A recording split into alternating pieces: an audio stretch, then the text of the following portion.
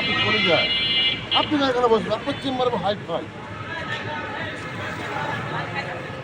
আমাদের চেম্বার আমরা যদি মনে করতাম রাজশাহী 30টা ওয়ার্ডে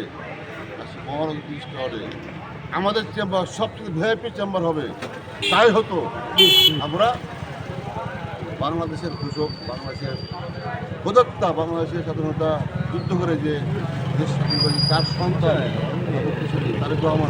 তারেক রহমানের নির্দেশকে আমরা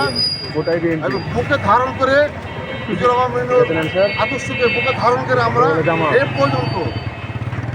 জনগণের আমরা এখনো সেবা দিচ্ছি সেই কারণে আমরা মানুষের দোকানে আমরা বসি আমরা পারতাম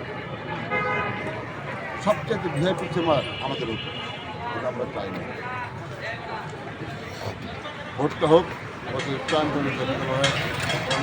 ভোটটা হবে তোমাদের চেম্বার আমি মনে করে দেবো ইনশাআল্লাহ বসবা না বসবা আমার চিন্তা কারণ তোমরা আমার হাট গত বছর 28 অক্টোবরে অনেকজন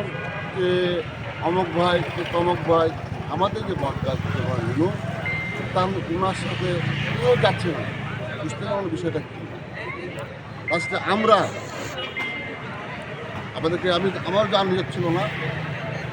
ভাই তো খুব সহনশীল কালকে তোমার ছোটো বাচ্চা